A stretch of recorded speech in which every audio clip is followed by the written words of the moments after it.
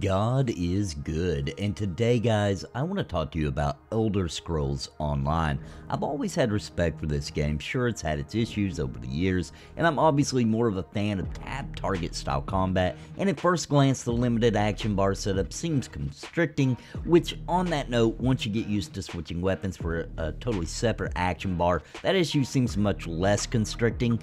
But what Elder Scrolls Online has is actually really special, and there are a few easy changes you can make in the settings that, in my opinion, really improve the quality and my enjoyment of this MMO tenfold, which I will explain for you in this video. Before we begin though, I want to give a big shout out to the members of Napalm. Thank you all so very much for your support. I couldn't do this without you. You are the sponsors of this channel, and if you are interested in helping support my journey here on YouTube, please click the join button down below for more information and a list of perks.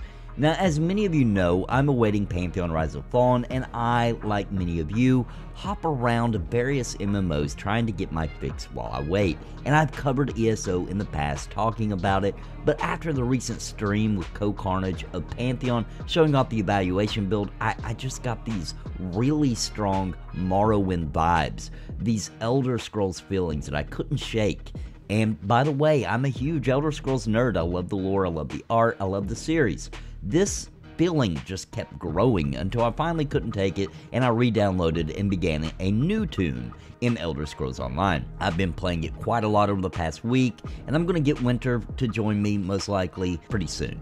But I've been having a ton of fun. Elder Scrolls Online is a very immersive experience, and as of now it is extremely unique in its approach to the MMO genre. For example, the freedom you have to be a thief, for example, if you so choose, being able to lockpick your way into NPC houses or downright stealth pickpocket them, to be a lawbreaker or to be an upstanding citizen is a very interesting and very Elder Scrolls kind of freedom that I think adds more than it gets credit for in this game. Also, in case you didn't know, ESO is one of only a few MMOs on the market with actual public dungeons. Now, it also has instance ones, and those are of course more dedicated to one group, but there are public dungeons all over the place as well. This isn't the first time I've enjoyed Elder Scrolls Online either, I'd like to say. I've played it off and on since it launched, but I always had this one really big problem. It didn't feel like an MMO. It felt like a single player Elder Scrolls that just happened to be online with others running around, and it always eventually drove me away, back on the prowl, doing the MMO jumping shuffle.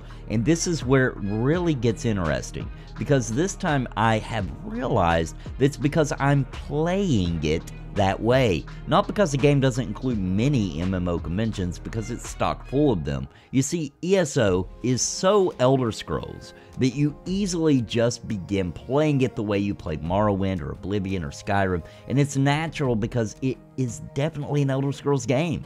And soon you realize you are doing nothing but story quests, which by the way are absolutely awesome and worthy by far of the Elder Scrolls name, very oftentimes actually some of the best stories ever told in the franchise. But if you aren't careful, you will ignore all of the MMO activities that are right in front of you.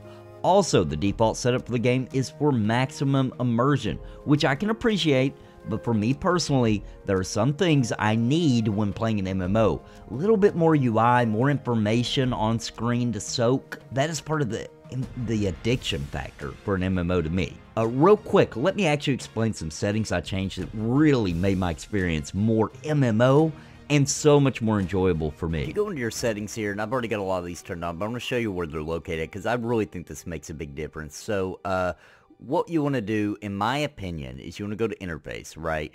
And I personally wanted chat bubbles to be on. In other words, if somebody's talking near me, it shows a bubble over their head, because the chat down here, it just, the way that you play this game, it's hard to pay attention to what's going on here and you'll miss things. So I obviously turned on chat bubbles to help with that.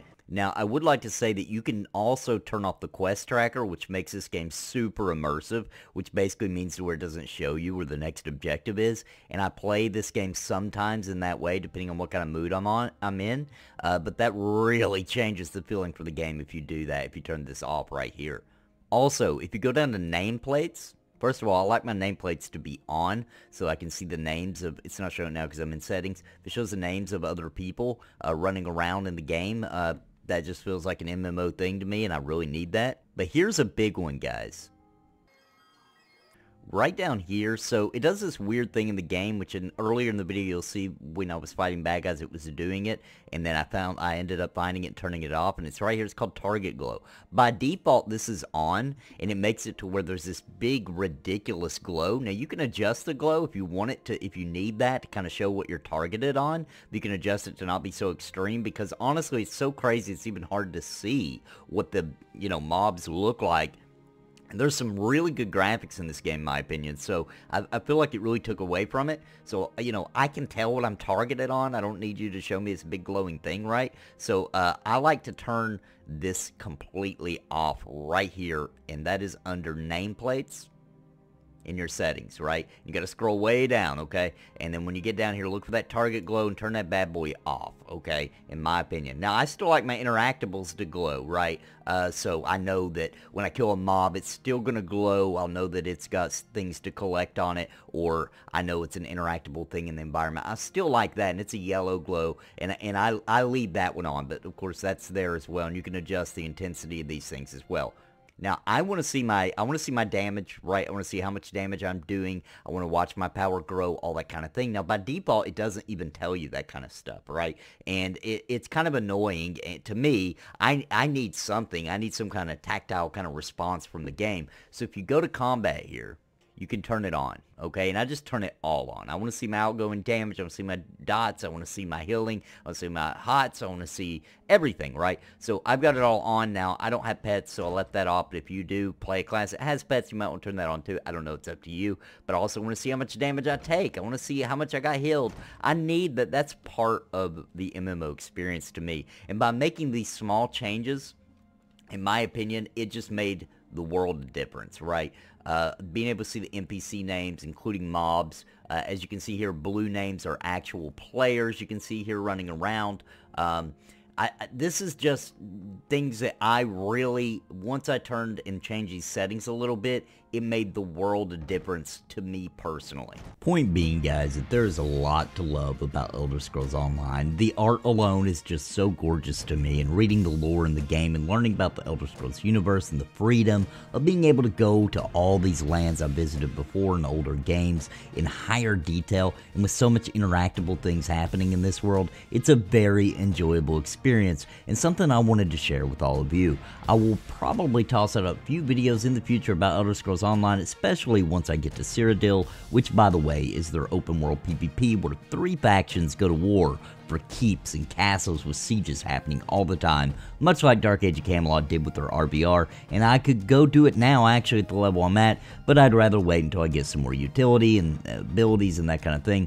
And that brings me to another really awesome thing about Elder Scrolls. Your flexibility with how you want your class to play and your abilities is insane. From specific abilities and passives for every type of weapon to every type of armor to skill lines for class-specific, race-specific lines, faction-specific lines even. It's just a lot, and you can spend thousands of hours simply hunting down new abilities, which, although done very differently than what Pantheon is doing, it still reminds me of that. And of course, I'd be remiss not to mention that this game is still very populated, both on PC and PS4 versions. Now, I cannot speak to the Xbox crowd as I haven't experienced it, but I hear it's just as populated.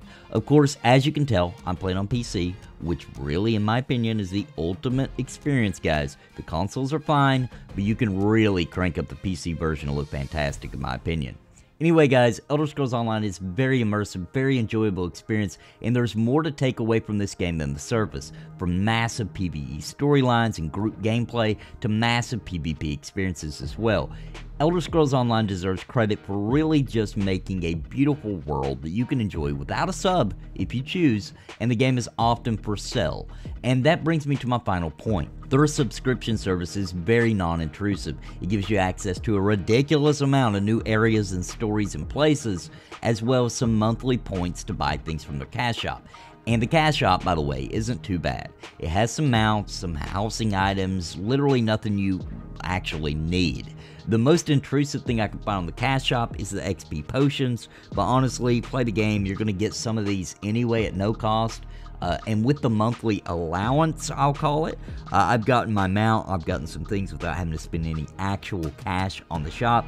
And I don't feel inclined to, because although I'd rather there be no cash shop, theirs is implemented in such a way that I rarely see anyone complain about it. Just stay away from the loot box crap, the crown crates, whatever they're called.